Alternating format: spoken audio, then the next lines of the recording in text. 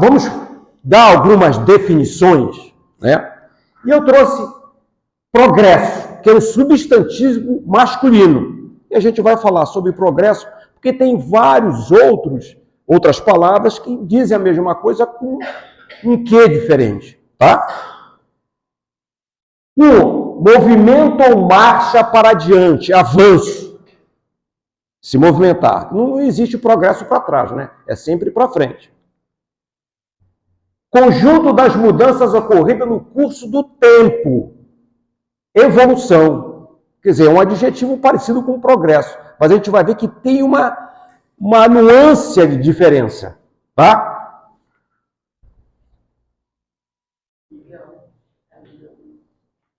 Ah, tá.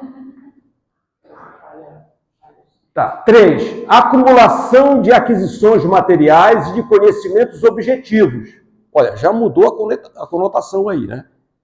Capazes de transformar a vida social e de conferir maior significação e alcance no contexto da experiência humana. Voltou tudo para a questão social nossa, né? Do progresso. Civilização, desenvolvimento. Porque aí vocês podiam perguntar para mim, quando a gente escuta demais nas palestras, por que não colocou evolução espiritual? A gente vai entender. Então, olha o progresso. O que aconteceu aqui? Existe uma evolução do corpo dele, né? E depois, no nível de inteligência, onde ele traz ferramentas até o dia de hoje. Beleza? Então é um progresso, é uma mistura de evolução com esse processo de que nós chegamos hoje. Evolução. E aí vocês quiseram perguntar, né? Pô, Miguel, por que você não colocou o nome de evolução espiritual? Evolução usualmente está ligada ao sentido genético. Lembra do Darwin? Evolução das espécies. Hereditário ou de surgimento de novas espécies. Isso tem tudo a ver com nós estudamos com Darwin, né? Vocês lembram disso? Agora já, o progresso, por sua vez, resulta da busca consciente ou instintiva de melhorias e avanços. Quando aplicado ao sentido espiritual, que é a nossa palestra, inevitavelmente cairá sobre o viés moral. Então a gente pode trazer para a gente que a palestra vai falar sobre o progresso moral. Tá? Lembram dessa teoria, né, do Big Bang, que era uma partícula infinitamente pequena que, um momento qualquer, explodiu. Bum! E saiu trazendo essas várias ondas, aonde começou a surgir a matéria em si. Né? Momentos em que era a atração dessas partículas e repulsão, até chegar nas galáxias e chegar até o nosso tempo. Esse processo, essa expansão do universo, ela tem hoje em torno de 13,8 bilhões de anos. Ainda vai crescer. Tem outras teorias interessantíssimas que dizem o seguinte, que o universo, né, ele é contínuo. Está sempre acontecendo essa Big Bang, vamos dizer assim. Tá? Vocês lembram disso, isso caiu na prova, mas não vai cair na nossa. Né? Lembra? A professora cobrava muito da gente. Como a gente... Tá. Eu vou passar aqui um videozinho muito rápido, porque a Terra aqui, ela tem 4,5 bilhões de anos. Ela era apenas uma esfera que era só chama, gases, uma temperatura exorbitante na formação. Tá? Vamos ver. Deixa eu ver se está bem alto, né?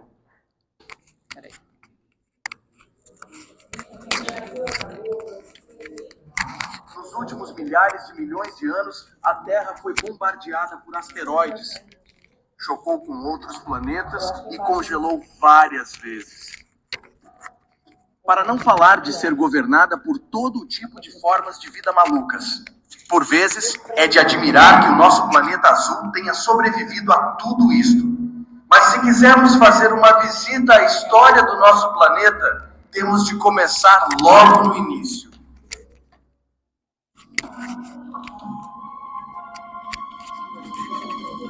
Há cerca de 4 bilhões e 500 milhões de anos, o nosso sistema solar começou a emergir de uma densa nuvem de gás e poeira interestelar. Esta nuvem colapsou num disco rodopiante de matéria que foi ficando cada vez mais quente, até que o hidrogênio se fundiu em hélio. E sem mais nem menos nasceu o nosso Sol. E a Terra também estava a caminho. Após o nascimento da nossa estrela, toda a matéria nas extremidades mais afastadas do disco giratório começou a aglomerar-se. Estes aglomerados seriam as sementes dos planetas e luas do nosso sistema solar. À medida que acumulavam mais matéria, tornavam-se maiores e mais esféricos. Os aglomerados nas regiões mais frias do sistema solar eram maioritariamente constituídos por gelo, líquidos e gases. Mais perto do Sol, todo o material rochoso formou os planetas interiores, como Marte e a Terra. Esta jovem Terra era incrivelmente ativa. Vulcanicamente falando, expeliu gases como o sulfureto de hidrogênio, o metano e o dióxido de carbono. Estes gases constituíram a primeira atmosfera do nosso planeta. A Terra primitiva era constantemente bombardeada por grandes asteroides e cometas, e em breve a Terra sofreu uma colisão ainda mais violenta. Theia, um planeta do tamanho de Marte, embateu diretamente no nosso jovem mundo. Esta colisão épica atirou pedaços de matéria para toda a órbita da Terra. E depois a gravidade uniu-os no que hoje conhecemos como a Lua.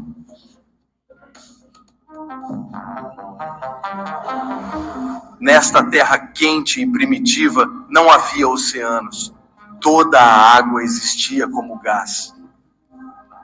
Mas há 3 bilhões e 800 milhões de anos, o nosso planeta arrefeceu o suficiente para a água se condensar e se tornar líquida. O primeiro oceano primitivo cobriu esta jovem Terra e transformou-a num mundo de água. H2O é um ingrediente essencial para a criação de seres vivos. Assim, com toda aquela água, a vida surgiu na Terra há cerca de 3 bilhões e 700 milhões de anos. As primeiras formas de vida eram organismos microscópicos, mas foi quase 1 bilhão de anos depois disso que alguns destes organismos mudaram o curso do mundo.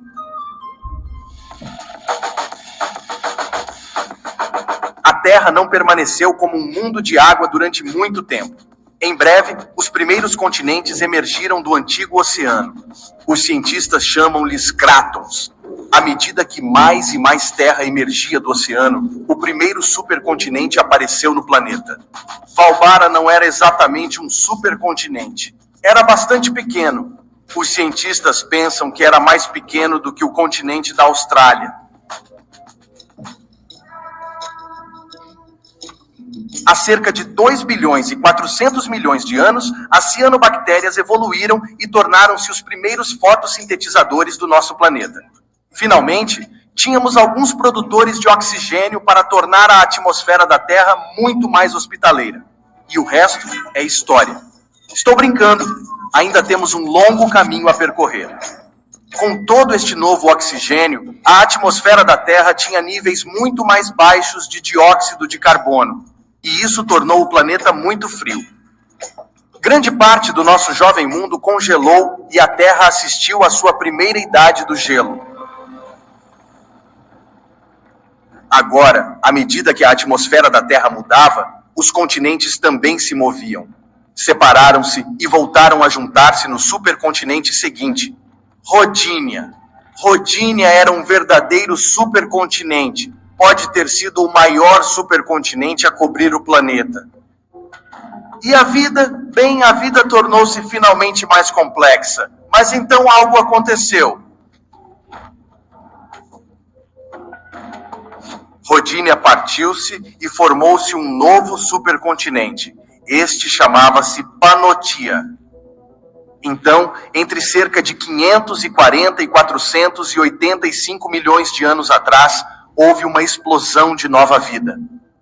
Esta altura foi chamada a Explosão Cambriana. E os animais que evoluíram durante este período tinham partes duras do corpo, como conchas ou espinhos. Os mais famosos de todos eram as trilobites de aspecto alienígena.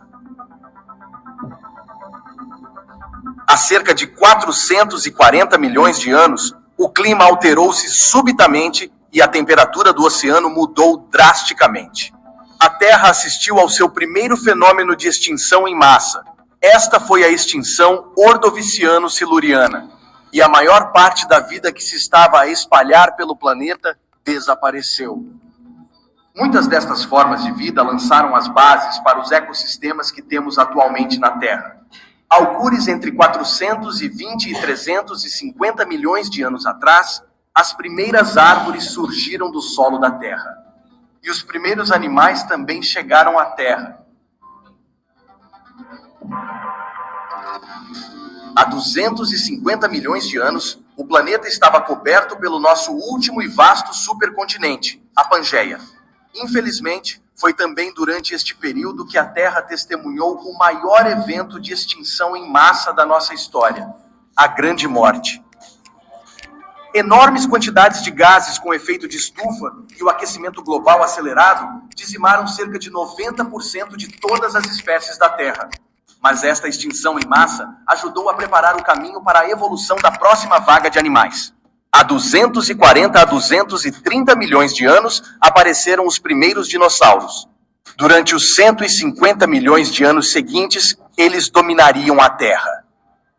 Se estivesses lá, terias visto o gigantesco saurópode argentinosaurus, o maior animal terrestre de sempre. Ou teria sido perseguido por um dos maiores predadores de topo da Terra, o T-Rex. E também terias visto a Pangeia a separar-se e a formar os continentes que conhecemos hoje. Talvez já saibam para onde isto vai. Há 66 milhões de anos, um asteroide embateu no nosso planeta, exatamente onde está agora o México, e lançou tantos detritos para a atmosfera que bloqueou o Sol. Isto levou a alterações climáticas devastadoras que causaram a extinção dos dinossauros. Na vaga seguinte de animais emergentes, os mamíferos tornaram-se mais comuns. Há cerca de 6 milhões de anos, os primeiros seres humanos conhecidos começaram a caminhar neste mundo. Esta espécie chamava-se Sahelanthropus, embora provavelmente ainda andassem de quatro. Há 4 milhões de anos, os primeiros humanos começaram a andar erectos, e cerca de 1 milhão de anos depois, desenvolveram as primeiras ferramentas conhecidas, que usavam para partir coisas. Há cerca de 800 mil anos, as coisas começaram a fazer faísca. Estes primeiros humanos descobriram como controlar o fogo e podiam agora cozinhar alimentos e aquecer-se a si próprios.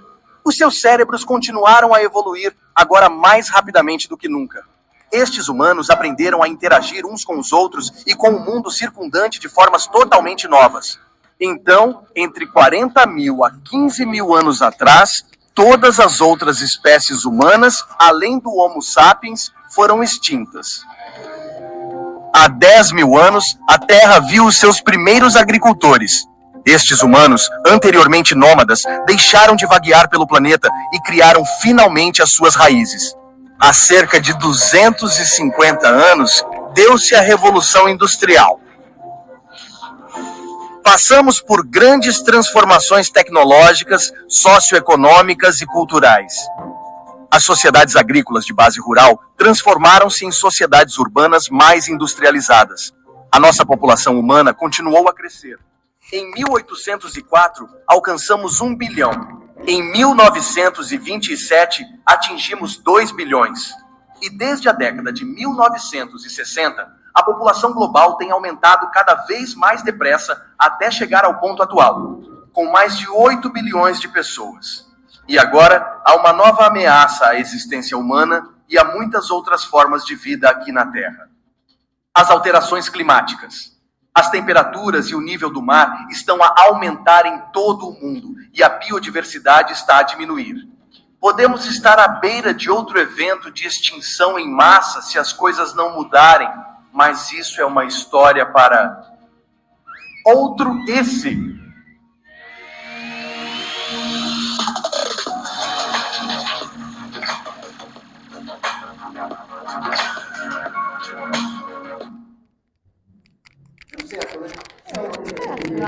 Menos pro meu joelho.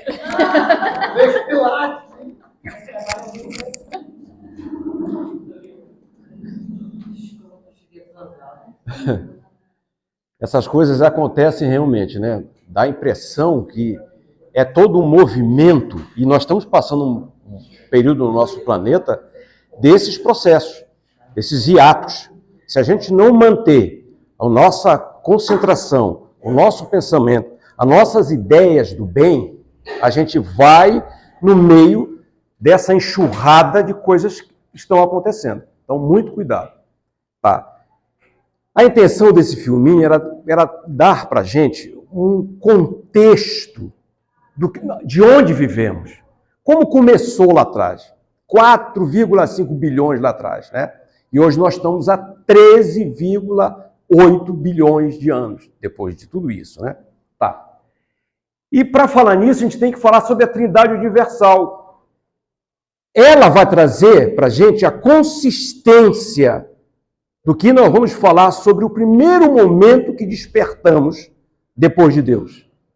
Deus pegou aquela, que eu disse, pegou um pedacinho nosso da sua luz e colocou em nós. Tá?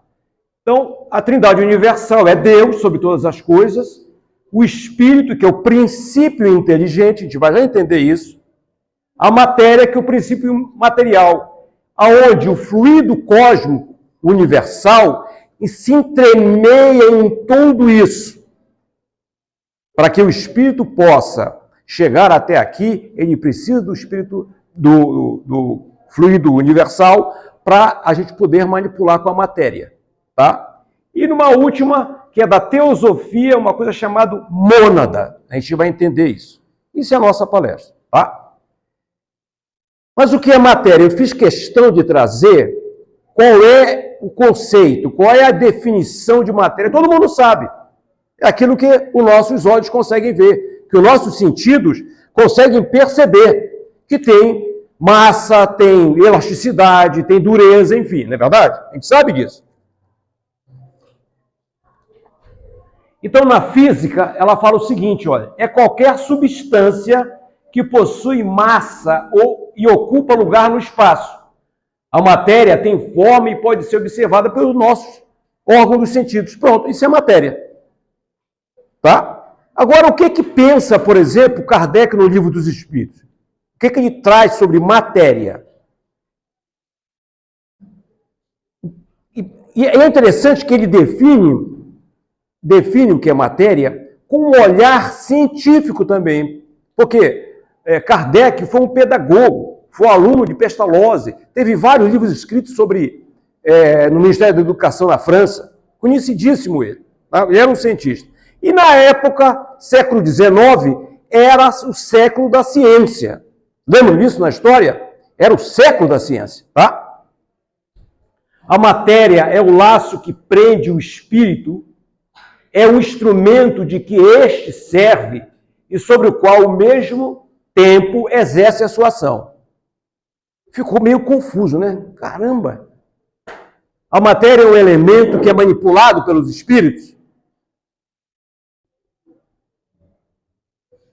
Né? Sim, né? Tá? Tem uma nota dessa questão que diz o seguinte, são questões pequenas, mas com uma extensa resposta e notas, que é muito interessante se a gente ler. Deste ponto de vista, desse ponto de que nós manipulamos a matéria, pode dizer-se que a matéria é o agente, o intermediário com o auxílio do qual e sobre o qual há a atuação do espírito. Tá? No olhar de Kardec, ele diz o seguinte, que matéria é manipulada pelo espírito. Então ele é o filtro, ele é o intermédio entre o espírito e a vida. Ele precisa dessa relação para a vida com essa matéria. Tá? É complexo, não precisa... Ah, meu Deus, estou perdido. Não estão perdidos. É assim mesmo. Eu tive a mesma dificuldade ao estudar isso. Porque é um assunto complexo. Na 22, a matéria existe em estado que ignorais. Tudo isso para dizer isso. Ó. Pode ser, por exemplo, tão etérea e sutil que nenhuma impressão vos cause os sentidos. Contudo, é sempre matéria. Para vós, porém, não seria. Por exemplo, um sentimento é uma matéria? A gente não sabe ainda, né? A nossa ciência não consegue provar, né?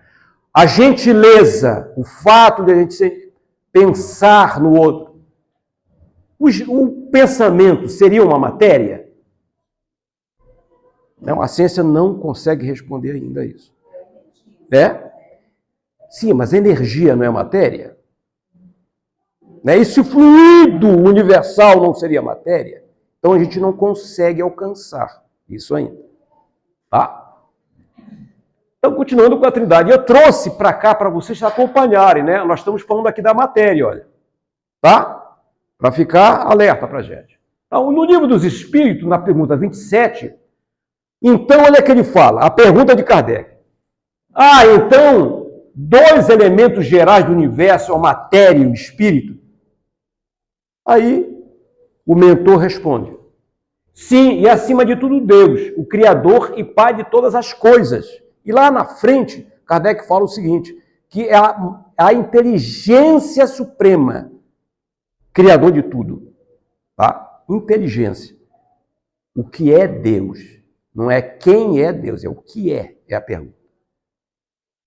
Tá. Deus, Espírito e matéria constituem o princípio de tudo que existe, a Trindade universal. Mas ao elemento material se tem que juntar o fluido universal, que desempenha o papel de intermediário entre o espírito e a matéria, propriamente dita. Ele repetiu, né? Por demais grosseira, para que o espírito possa exercer ação direta com ela. Quer dizer, o espírito não tem capacidade de diretamente mover um copo, tocar fogo, naquelas questões da pirotecnia, né? Da psicografia. Eu preciso de um intermediário, que é a matéria, para eu poder me manifestar. Eu preciso desse corpo, que é matéria, para eu poder me manifestar. Tá? É complexo, né? Né? Mas a gente vai buscando para a gente entender a importância de quem somos nós. Esse fluido universal ou primitivo, ou elementar, sendo o agente de que o espírito utiliza, ele reafirmou aqui, ó, é o princípio sem o qual a matéria estaria em perpétuo estado de divisão e nunca adquiriria as qualidades que a gravidade lhe dá. Lembra da explosão daquele menor partícula daquele átomo que explodiu com aquelas ondas? O espírito universal já esteve ali no processo de juntar essas partículas. Entenderam? Se não, vocês verem o que existe no mineral. Ele tem uma atração, tem uma condensação. O espírito universal faz isso. Tá? Quando eu puxei esse tema, eu fiquei muito preocupado para ser o mais didático possível. Tá? Tomara que eu tenha sido. Mas o que são fluidos? Se eu perguntar para vocês o que é um fluido, vocês sabem. Por exemplo, a água é um fluido? Um gás é um fluido? Né? Tá. Então, vamos ver qual é a definição. São definidos como substância líquido, gases, que apresentam a capacidade de fluir e escoar, por não poderem resistir a uma força que é paralela à sua superfície. Se ele escoa em cima de uma mesa, ele não consegue parar o escoamento, mesmo que a superfície seja dura. Tá? Sempre assume um formato do recipiente onde são conformados. Não é verdade? O fluido chega dentro de uma garrafa, é a forma daquele fluido. Se eu aquecer a água nos cubinhos quadrados, a forma da água, que é um fluido, vai ser quadrada. Porque teve uma resistência que fez ele levar àquela forma. A mesma coisa a gente vai ver que o nosso pensamento, no fluido, tem uma modificação. A gente modifica. Tá? Aí eu dei exemplos aqui, né? Sobre o mel, sobre o leite, a água, o óleo, a fumaça. Vocês reparem, Ela canalizou a fumaça aqui, quando chegou aqui ela dispersou, né? Uma outra forma, né? E eu que trouxe uma curiosidade, né? Sobre a questão da densidade, né? A consistência. O mel, o leite, a água, o óleo e assim sucessivamente. Tá. Fluido universal. Aí, lá no Livro dos Espíritos, eu peguei uma condensação, são várias respostas. Eu tive que dar uma condensada para a gente entender e trazer para cá. Também chamado de fluido universal é o éter e a matéria cósmica universal. É o intermediário entre a matéria e o espírito. Repara que Kardec está sempre repetindo, né? Como se fosse como um professor colocando ali na nossa cabeça para a gente aprender aquilo. É um elemento semimaterial, simples e primitivo, que cede a qualquer força e não tem forma independente, quer dizer, ela não tem uma forma própria. É qualquer uma forma, esse fluido. Mas se amolda ao ambiente em que se coloca, ou se sujeita à potência de um pensamento inteligente. E deu uma mudada muito grande agora. Então, o pensamento pode manipular o fluido. Ou seja, essa matéria elementar é suscetível a receber todas as modificações e adquirir todas as propriedades. Ela possui uma força determinada, constante. Ainda não pode ser apreciada ou medida pelos sentidos humanos. O que nós queremos dizer, quando lembram daquele ditado que diz o seguinte, ditado não, né? Aquela interjeição que fala o seguinte, olhar de seca pimenteira. Vocês não viram falar, não? Ah, tá. O que é isso? O fluido do pensamento, criado pelos pensamentos na pimenteira, vai secar. Como, por exemplo, a gente lá na cura, através do passe magnético, a gente vai curar. Então, o pensamento nosso consegue manipular o fluido. Tá? E tem uma história interessante sobre, no século XIX, Kardec pegou fluido. Mas hoje a gente pode chamar de energia. Porque em 1945, quando foi o processo da bomba atômica, foi trazido para a gente o vocábulo energia. Que aí foi difundido. Lá em 1616, um filósofo já tinha trazido alguma coisa sobre energia, mas que não tinha muito a ver.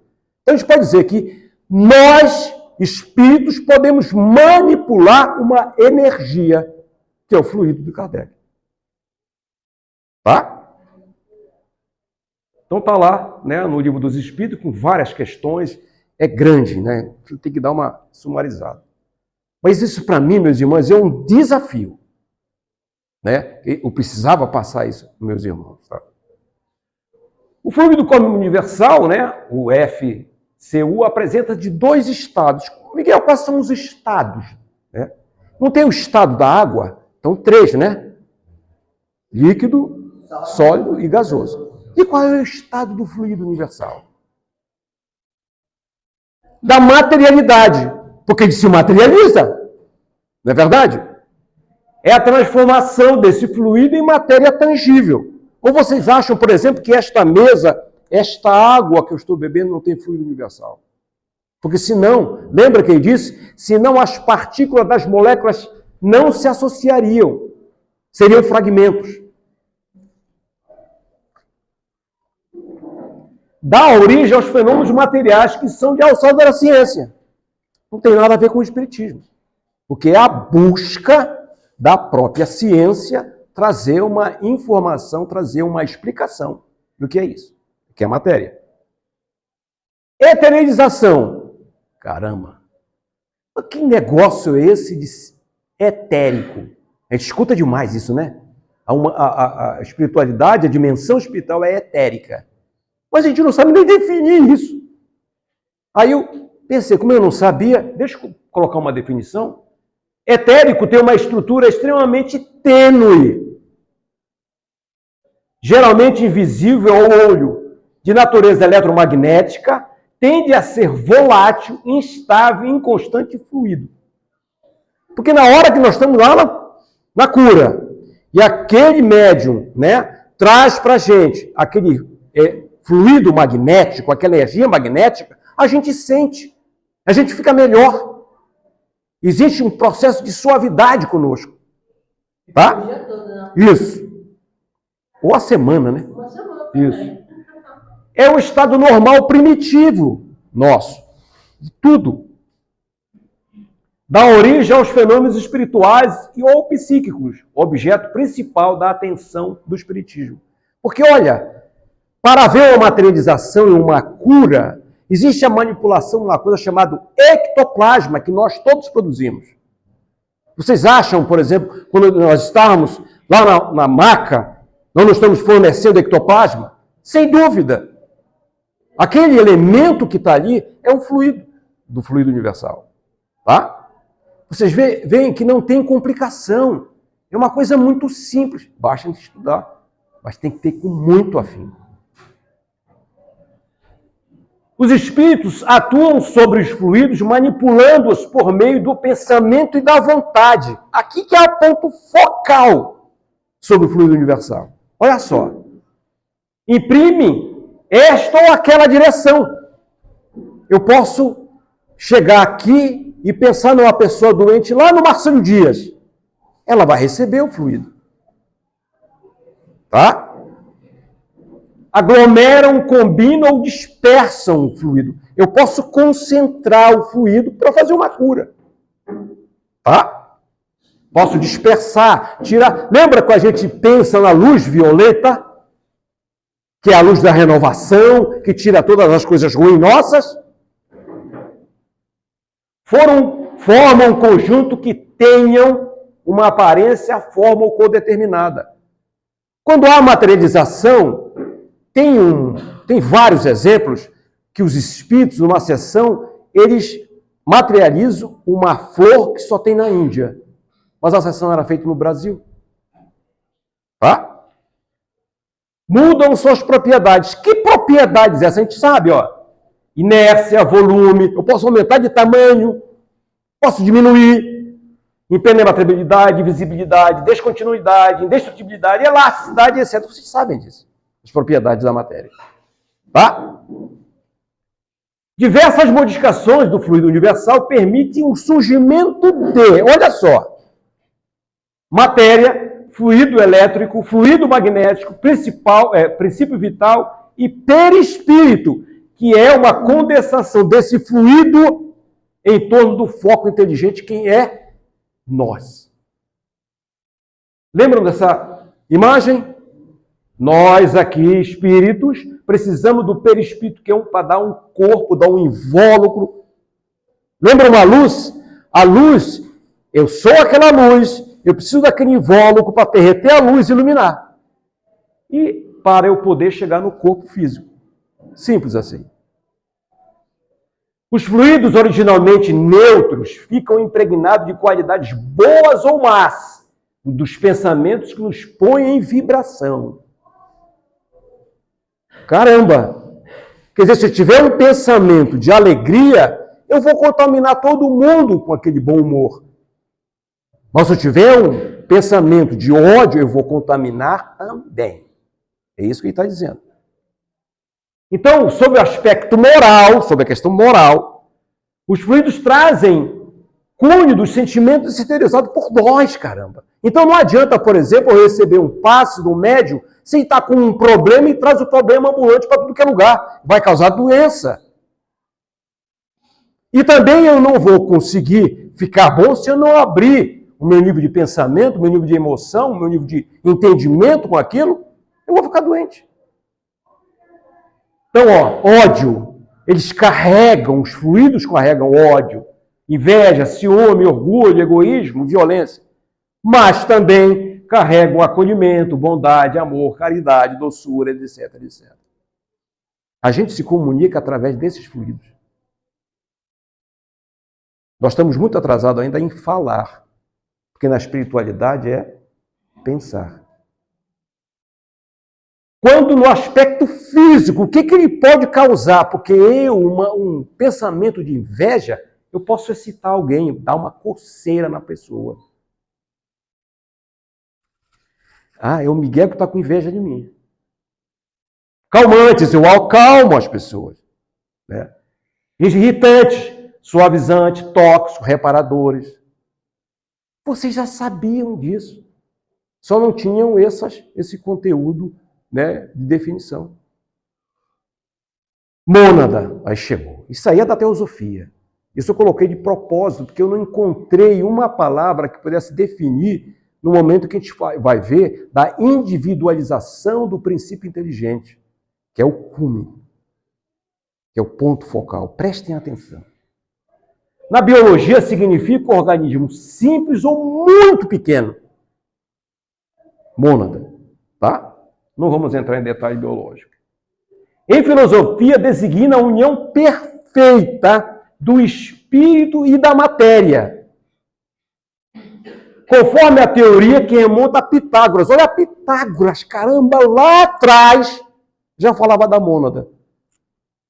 Ou de acordo com Zé de Gimenez, a substância simples criada desde o princípio, inacessível, e quando existe, é incorruptível, mas sujeita a evoluções, olha só aqui, mas sujeita a evoluções e desenvolvimento até alcançar o intelecto. Sensacional essa definição de mônada. 1616 e aqui 400 anos antes de Cristo. Que legal, né? Coisa antiga. Olha, nós estamos em 2023. Mônada é a individualização do princípio inteligente. Lembra da nossa princípio inteligente? Vem aqui. É a individualização nossa. Aí, Martins Peralva, no livro Pensamento de Emmanuel, olha o que ele fala, sensacional. Na fase preambular, no princípio, a mônada luminosa, que mais tarde será espírito, ser inteligente, vai sendo envolvida com a energia divina em fluidos pesados. Perde a sua luminosidade, condensa-se no reino mineral. Quer dizer, Deus pegou aquele fóton e transformou no mineral para começar a sua carreira até o anjo. Tem vários, mas precisa calma para ler, do átomo ao anjo. Vai por aí. Sua energia e suas transformações são, olha só, condensada na pedra, incipiente na planta, primária nos irracionais,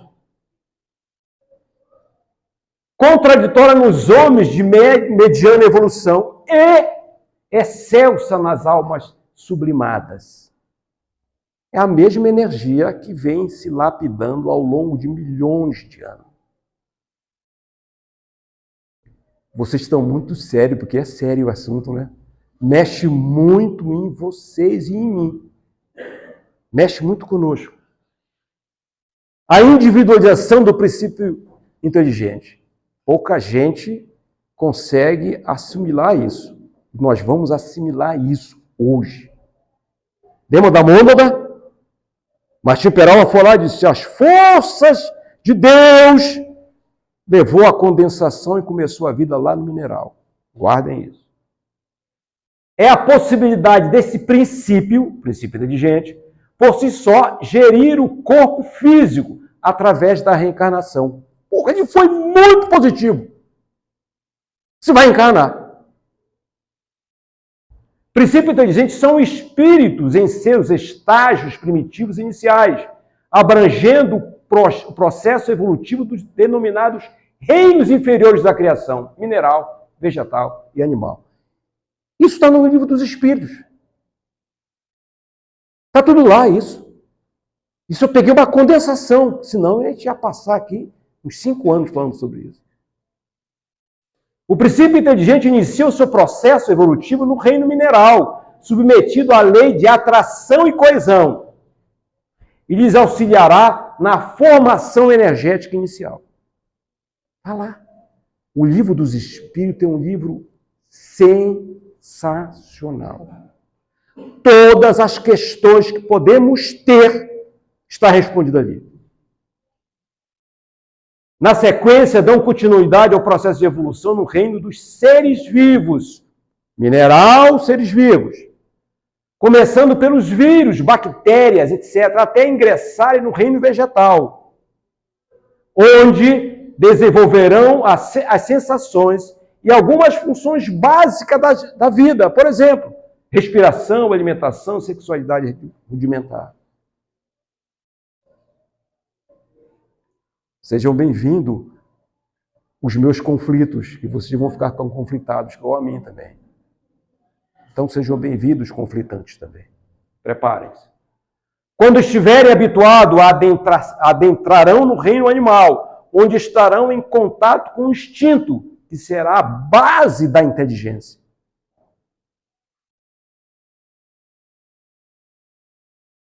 Assim, mas o que é o espírito? Estamos aqui, ó. O que é o espírito? Estamos fazendo esse passeio, né? O que é o espírito? O princípio inteligente no universo. Repetiu o que nós estamos falando, que nós abrimos aqui agora. O princípio inteligente. Ponto. Resposta à questão 79. Os espíritos são individualização do princípio inteligente. Está repetindo. Como os corpos são a individualização do princípio material. A época e o modo por que essa formação se operou é que nós somos desconhecidos. Kardec foi humilde e disse, olha, não sabemos. Você sabe que hoje existe uma máquina que pode parir uma criança, né? Ou você não sabia? Guardem essa informação. Na 76, que definição se pode dar dos espíritos? Pode dizer que os espíritos são os seres inteligentes da criação, povoam o universo fora do mundo material. Credo, não somos daqui. Não somos. Então, por que o apego que temos demais com a questão da materialidade? Não somos seres daqui. Nós somos do mundo espiritual. Numa outra dimensão que a gente não sabe ainda. 607A. 607A. Parece que assim se pode considerar a alma como tendo sido o princípio inteligente dos seres inferiores da criação? Não? Eu perguntaria para vocês. Sim ou não? Sim, né? Ele está dizendo que a gente começou lá no mineral. Mas, esses seres inferiores, é que o princípio inteligente se elabora, se individualiza pouco a pouco. E se ensaia para a vida, lá nos seres inferiores.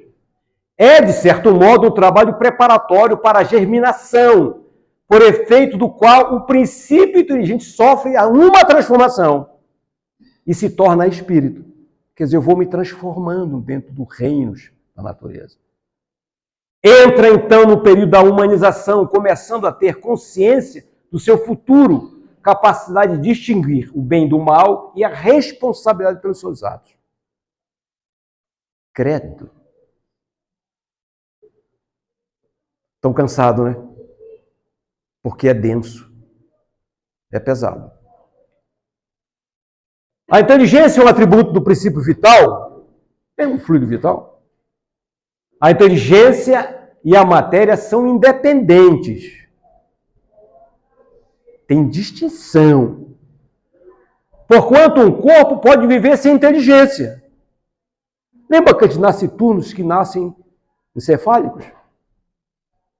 Vive um período e morrem, né? Podem distinguir-se assim. Olha essa resposta de Kardec. Primeiro, os seres inanimados constituídos só de matéria, sem vitalidade nem inteligência, são os corpos brutos. Segundo, os seres animados que não pensam, formados de matéria e dotados de vitalidade, porém destituídos de inteligência.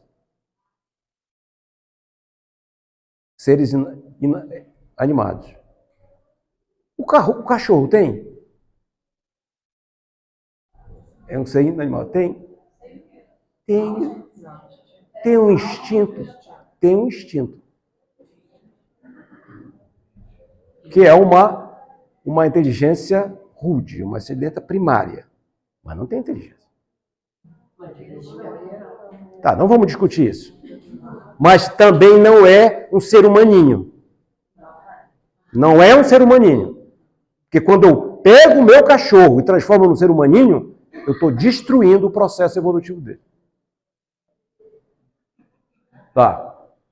Terceiro, os seres animados pensantes, formados de matéria, dotados de vitalidade, tendo a mais um princípio inteligente, que lhes outorga a faculdade de pensar.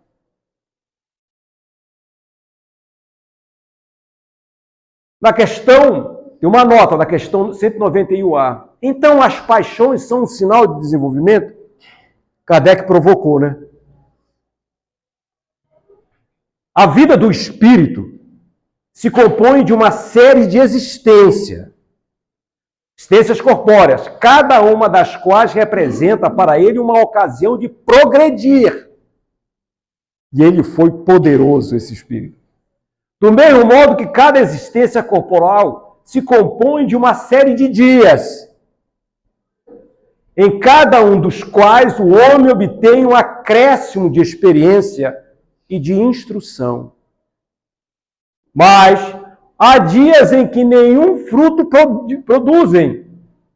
Na do espírito, há existências corporais, de que ele nenhum resultado colhe, porque não soube aproveitar. Isso não acontece conosco? A gente dorme. A gente esquece que a gente veio laborar. E tem muita gente que fala o seguinte, né?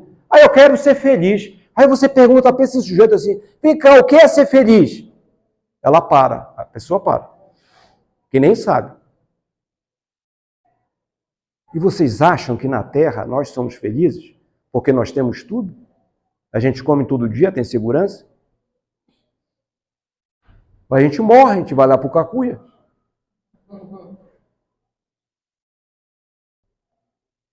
Aí olha só o que Leon Denis trouxe no seu livro, O Problema do Ser, do Destino e da Dor. Esse livro é sensacional. Esse livro é demais. E olha, tem PDF. E hoje o PDF oferece de você ouvir o livro. Leitura em voz alta. Audiobook. Sensacional. Na planta, a inteligência dormita. Olha o que ele fala. No animal, sonha. Só no homem acorda, conhece-se, possui-se e torna-se consciente. A partir daí, o progresso, de alguma sorte, fatal o progresso, nas formas inferiores da natureza, só se pode realizar pelo acordo da vontade humana com as leis eternas. Se eu não quiser progredir, pode esquecer. Fica aqueles dias sem fazer nada e nos arrependemos. A gente posterga, procrastina, empurra. E quando chega de volta, tem vários livros. Meu Deus, eu passei 87 anos, 90 anos, estou aqui no mesmo lugar. É o nosso grande inferno, é esse arrependimento, meus irmãos. Aí eu peguei um livro do Gerson Simões Monteiro, lá da Rio de Janeiro, não sei se ainda é falecido, né? Então ele escreveu o livro Reencarnação é Possível Provar. Olha o gráfico que esse cara trouxe para a gente. Que traz tudo aquilo que falamos, que vocês quase não dormiram, e olha o que o gráfico tem. Tudo aquilo que nós falamos. Só que ele colocou a evolução do espírito, né? E aqui nós estamos falando sobre progresso. Olha só. Começa aqui no determinismo de Deus. Lembra? Ele tirou um pedacinho dele? Tá. A individualização do princípio inteligente, né? Isso está na questão 110. Aí olha o que ele fala. Passamos no mineral, no reino vegetal e no animal. Essa linha aqui, eu queria chamar a atenção para vocês, é a faixa do livre-arbítrio. Que a gente fala muito, mas eu tenho um livre-arbítrio. Nós vamos já entender o que é livre-arbítrio. E aqui, olha, é o nível evolutivo de cada um de nós. Então, nós chegamos aqui no reino nominal. Opa, temos livre-arbítrio. Mas olha a dimensão do nosso livre-arbítrio. Tá. Aí, viramos humano, e aí o que acontece? Haja praticar o mal, não regride, retorna, expiação, reencarnação, reencarnação, reencarnação, infinitas reencarnações. Mas vamos chegar a ser um bom espírito, né? Chegamos. Vê que o nosso livre-arbítrio aumentou, né, a dimensão. Porque o nosso nível intelectual e moral permite esse aumento do nosso livre-arbítrio. Tá? Tá. E, desculpem. E aqui chegamos aos espíritos perfeitos, né? Questão 112 e 113, com o livre-arbítrio bem amplo. Será que respondeu todas aquelas questões que nós ficamos falando, né? Vocês podiam dizer assim, Miguel, eu ia ter que falar logo, põe logo o gráfico antes, que aí a gente não fica esse tempo todo, né? Mas que é interessante. Tá. Aí eu trouxe esse mapazinho a partir da animalidade, olha. Né? Sucessivas encarnações, progressos infinitos e nunca retroage, né? Então, na materialidade, né? Na animalidade, isso aqui é a animalidade toda. Materialidade, influência da lei de causa e efeito, ignorância, irresponsabilidade, empirismo e instinto. A gente é muito instintivo ainda. Tá? Já na espiritualidade tem a influência da lei do amor, conhecimento, responsabilidade, sabedoria e razão. Então é aqui, olha, animal, né? Tem um pouquinho de angelitude, né? E aqui a gente vai seguindo paulatinamente, milhões de anos, até chegar à angelitude. Tá? E nós também, quando evoluímos, existe um conjunto todo. O planeta evolui conosco. A gente não evolui sozinho. A gente evolui todo um contexto planetário. Todo um contexto da nossa galáxia. Né? Então, nós temos... Qual é o tipo de espírito? Vocês se enquadram nessa ordem aí? Espíritos imperfeitos, o mal predomina. Vingança, orgulho, ciúme. A gente não tem isso, Miguel. É depois do... Para eles lá fora, depois do mapa. A gente não tem isso aqui? Tá. A segunda ordem, que são os espíritos bons, que predominam o bem, o desejo do bem, da bondade. E os espíritos puros, né, da primeira ordem. Vamos abrir só um pouquinho isso aqui, olha só, que coisa interessante. Então, na 13ª ordem, lá, nós aqui, ou vocês não são? Eu sou, eu estou incluso naquela vermelhidão ali. Então, temos os impuros. Espíritos imperfeitos caracterizam pela predominância da matéria sobre o espírito e pela inclinação do mal. O orgulho egoísta e todas as más paixões que são consequência. Tem intuição de Deus, mas a gente não conhece Ele. Tem intuição, mas não compreende. O seu caráter revela a sua linguagem e seu maus pensamentos. Vamos passar rápido que vocês já estão aqui comigo. Impuros, levianos, pseudo-sábios, perturbadores. Vou falar muito rápido. São inclinados ao mal. Levianos são maliciosos, são zombeteiros, gozadores. Pseudo-sábios dispõem de bastante... Caramba! Olha só, tem muita gente parecida com vocês, com esse espírito, né? Dispõe de conhecimento bastante amplo, porém, creem saber mais do que realmente sabem. Tendo realizado o progresso, possuem linguagem séria, iludem com preconceitos e desnutridos. Caramba, a carapuça serviu certinho para mim. Me vejo como esse pseudo-sábio. 7ª, neutros. Esse, sabe, Maria vai com as outras, que cabem em quase todas as classes. e espíritos provavelmente falando, né, de forma distinta. Se vocês pegarem esses conceitos dessas classes, tem traços em nós. Tem traços mais relevantes e não tanto relevantes. Mas nós somos um conjunto disso. Aí tem a segunda ordem.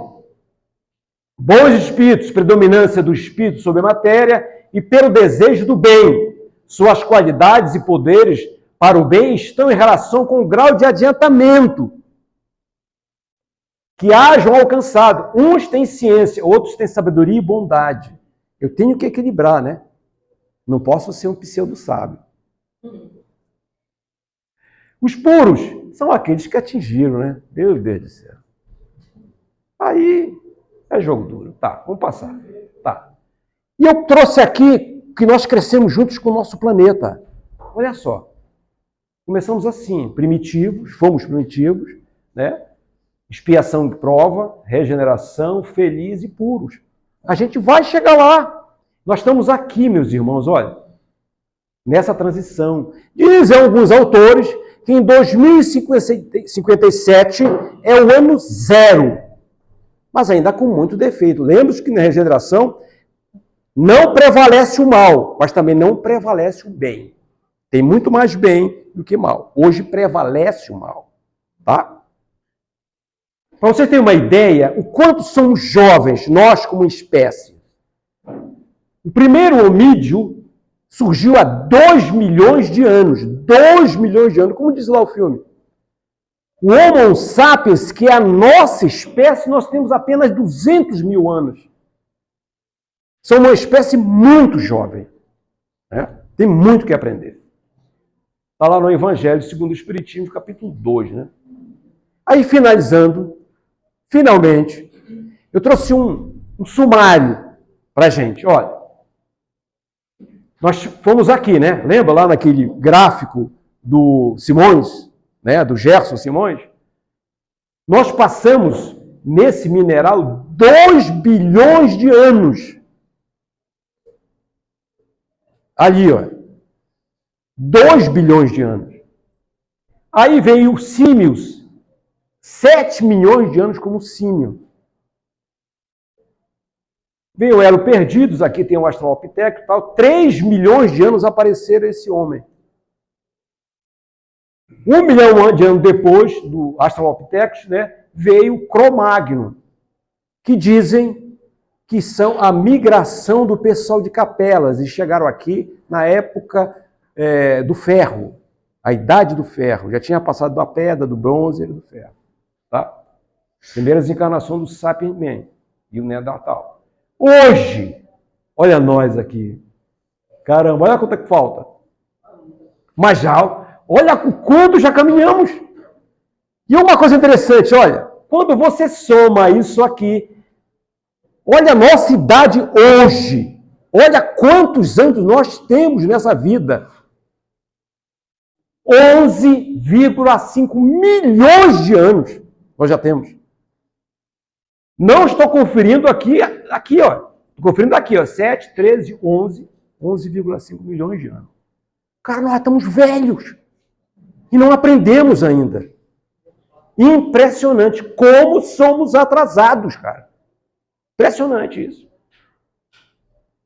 Isso eu queria trazer para vocês com muito menos tempo, né? Mas teve toda aquela coisa que deu mais motivação para a gente. Pô, o que será que o Miguel tem que dizer até o final, né? Vai falar, deu tanta ziquezira pra caramba, tá? Eu queria que vocês refletissem sobre isso. Porque, olha, se vocês aportarem na espiritualidade, vocês não podem dizer que não sabiam. Não podem mais. Por quê? Porque isso vai estar impregnado no nível da sua consciência. Então, dizer que não sabia é um erro. É melhor eu dizer, não, realmente eu sabia, eu fracassei. Na próxima, eu vou melhorar. Essa é a nossa tendência. É assim que nós temos que agir.